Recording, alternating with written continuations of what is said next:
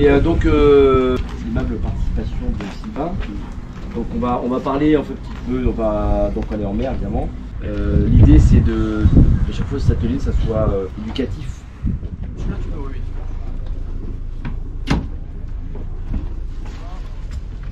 Alors là on anticipe sur la prise de riz avant la montée de la grand voile. Encore ouais. Alors tout à l'heure, dès notre départ, on a parlé d'une prise de riz par rapport à la météo qui s'annonçait. On est amené aussi à certaines procédures quand on va vers du gros temps. On est pris, voilà, il faut gérer. Et globalement, la progression vers le gros temps en termes de réglage, c'est-à-dire prise de riz, génois, voile, etc. Moi, je suis partisan de dire que c'est pas très bon d'anticiper les réductions de voile.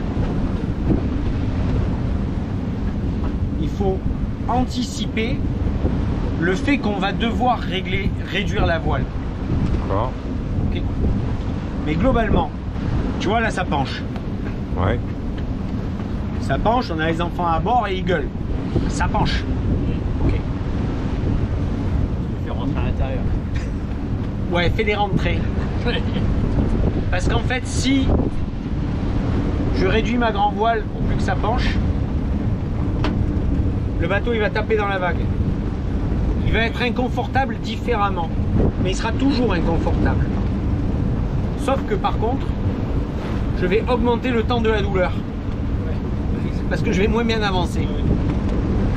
En revanche, je vais bien anticiper ma prise de riz. Dans le sens où je vais être prêt. Je vais avoir contrôlé, tant que le temps est encore maniable, que mon riz passe bien et proprement mis. Si j'ai pris mon riz 1, je vais bien reprendre mon riz 2, pas le laisser battre, voir s'il est bien clair, voir si ma drisse de grand voile est bien claire. Anticiper tout ça, tu vois. Je pense que déjà, anticiper, c'est faire 80% du boulot. Voilà. Tout comme tu sais que tu vas avoir des conditions un peu musclées, c'est pas une fois dehors du port quand tu lisses ta GV que tu vas chercher ton harnais et ta longe. Tu vois? Oui, non, mais bien sûr. Voilà. Bien sûr. Soit tu te dis ça risque de monter, je vais les mettre dans le cockpit à côté de moi. Soit tu te dis je les mets de suite sur moi. Mais t'attends pas d'être dehors pour les préparer. Voilà. Oui, bien sûr. C'est un peu pareil pour le riz, quoi. Tu vois, tu décides de le mettre ou tu décides pas de le mettre. En revanche, tu l'as bien préparé. Et cette alternance de prise de riz génois, prise de riz grand voile, deuxième prise de riz génois, deuxième prise de riz grand voile, est-ce que c'est une logique Chaque bateau est différent. Tu vois, il a une trinquette. Ouais. On a un autovireur. Ouais. On a une grande voile. Il a une grand voile en rouleur. Les nouveaux bateaux, ils reculent le mât, ils ont des petites GV et des grands génois. Faut faire en fonction, tu vois. Quand on roule, systématiquement, on avance le chariot. D'accord? Sur autovireur, on peut pas. Le génois, il faut bien penser que chaque fois qu'on roule, on avance le chariot.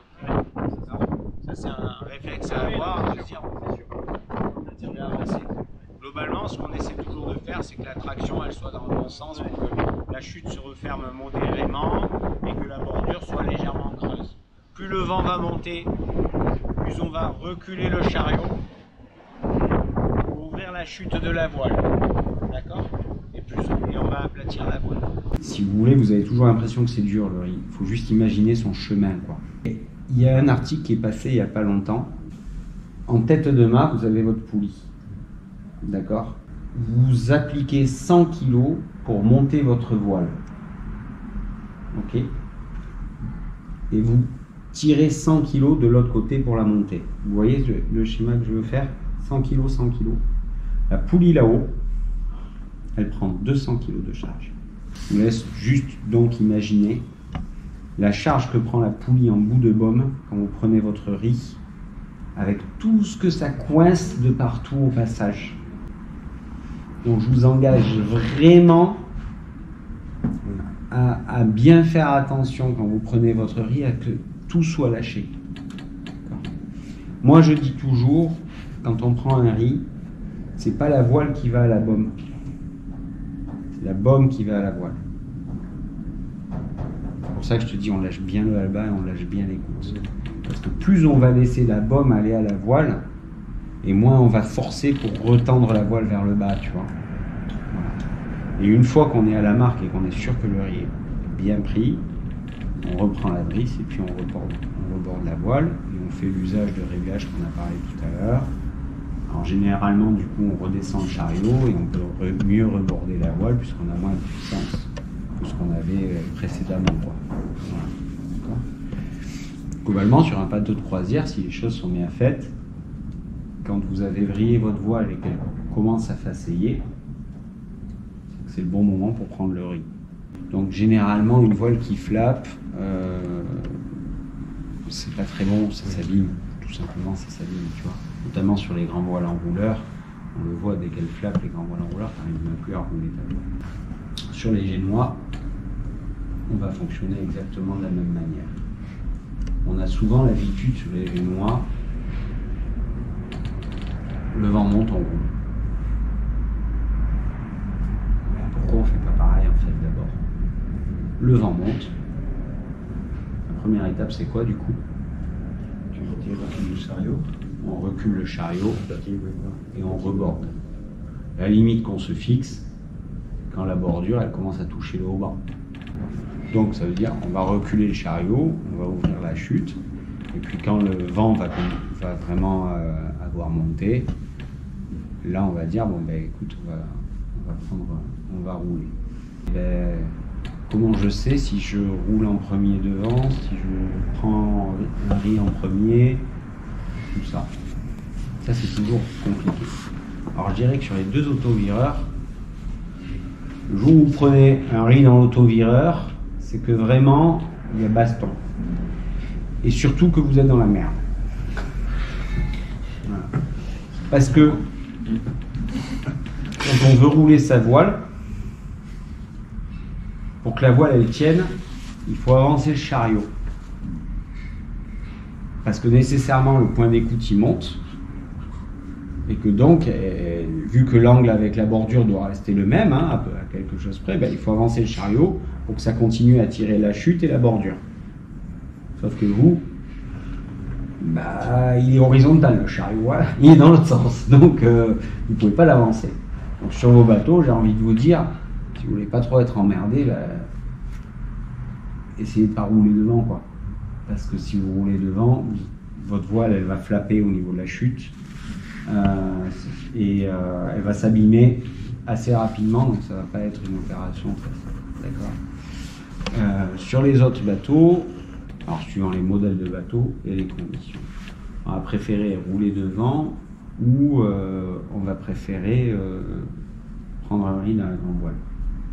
Globalement, si la mer est plutôt plate et qu'on sait que la situation va durer,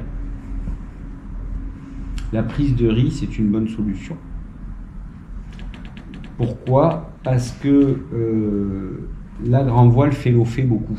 Et que donc, si je prends le riz, je vais restabiliser.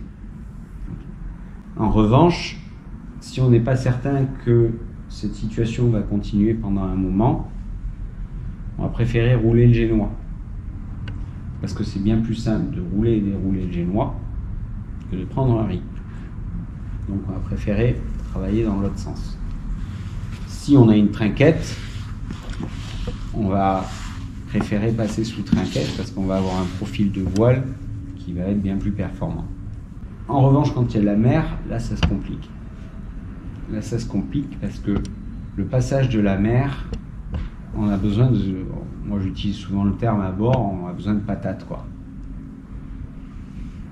On a besoin d'avoir quelque chose qui porte le nez du bateau pour arriver à passer dans la vague. Et du coup, bah, avoir un peu plus de voile d'avant, c'est pas trop déconnant, quoi. D'accord? Donc on va refavoriser la prise de riz en première. Enfin, quelle que soit l'allure, pour mon terme, Je suis plutôt pré-travers sur les infos que je te donne là. D'accord. Au portant, si tu veux, les conditions sont tellement différentes. Tu vas souvent gérer ça avec le fait que ton génois, ça va dépendre du portant que tu fais, si tu veux. Si tu es très abattu, pose-toi la question, quel est l'intérêt déjà? Et quel est le risque d'être très abattu? Voilà. Parce que ton bateau, il va avoir la vague dans le cul, il va commencer, alors sur le tien ou sur le Chatham, ça commence à être inconfortable et à rouloter pas mal. Et puis le génois il porte quasiment plus en fait dans ces conditions-là. Si tu es très abattu, ton génois est derrière la grande voile, et il porte plus du tout, tu vois. Donc effectivement, tu vas préférer dire bah, je garde ma GV haute et puis je roule mon génois, tu vois, par exemple. En revanche, si tu fais des 1000 et des 1000 au portant, bah, moi je te conseillerais la Faillite AGV, quoi. Moi le conseil c'est jamais être vraiment plein cul. Il n'y a pas grand intérêt, quoi. Avoir toujours un petit appui sur un bord, c'est quand même sécurisant d'une part et stabilisant d'autre part. D'accord. Après, au-delà de ce point-là, fais attention. D'accord. Parce qu'on va atterrir au deuxième sujet. C'est qu'on voit énormément de bateaux qui ont les ris mal placés. Et le problème d'un riz mal placé, c'est de se retrouver avec une grande voile qu'on n'arrive plus à manœuvrer. C'est-à-dire que tout ce qu'on vient d'expliquer sur la grande voile pleine, c'est tout autant valable sur la grande voile avec un riz, au niveau des réglages. C'est à l'identique. Sauf que par contre, si mon riz, avant de le prendre, il est mal positionné, ma grande voile, ça sera un sac, parce qu'elle sera creuse au milieu. D'accord ? Et si j'ai ma grande voile creuse au milieu, et bien en fait mon bateau il va être très désagréable. Il va être très désagréable parce que le bateau il va se faire coucher nécessairement par la vague et il va pas avoir la puissance et il va pas être. D'accord ? Donc est-ce que vous avez idée de comment on règle bien un riz ? Déjà, il faut qu'il soit pris à bloc, un riz. La mure elle doit être au point de la mure. Et le point d'écoute, il doit être bloqué sur la baume. Là-dessus, on est d'accord. Okay. Donc, si ça écrase la voile, ça écrase la voile. D'accord. Voilà. Alors, à penser qu'un riz mal réglé, ça peut faire des dégâts techniques sur le bateau, c'est-à-dire que ça peut vous péter le bimini ou la capote, hein, déjà. Deuxième chose, c'est qu'un riz mal réglé, ça fait une voile qui a soit la chute trop tendue et la bordure trop creuse, soit la chute pas assez tendue et la bordure trop plate. Le bon réglage d'un riz, c'est 10 cm derrière la verticale du riz. Vous avez vos lazy bags tous. Vous ne voyez pas bien la voile quand vous prenez un riz. On ne la voit pas. Alors de jour, on va toujours jeter l'œil. De nuit, c'est pas toujours aussi simple. D'accord ? Donc qu'est-ce qu'on fait ? Pour en être sûr, on marque les riz. On fait une trace sur le riz, quoi. Parce que si on fait pas la trace sur le riz, et ben de nuit, on va être obligé d'aller gambader sur le pont, quoi.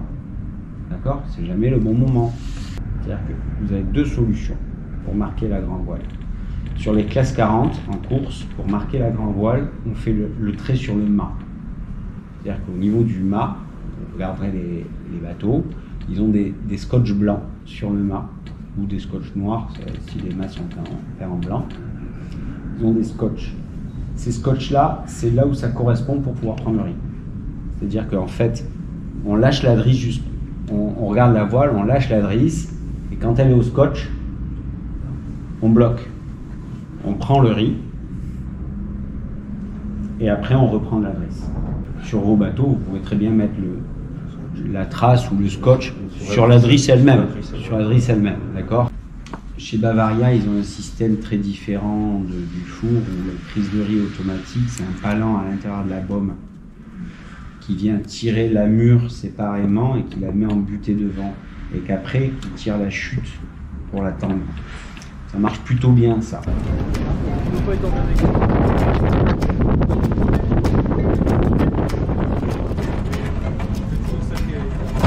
Ah, ça y est. La choc de ce côté-ci ? Ouais, c'est bon.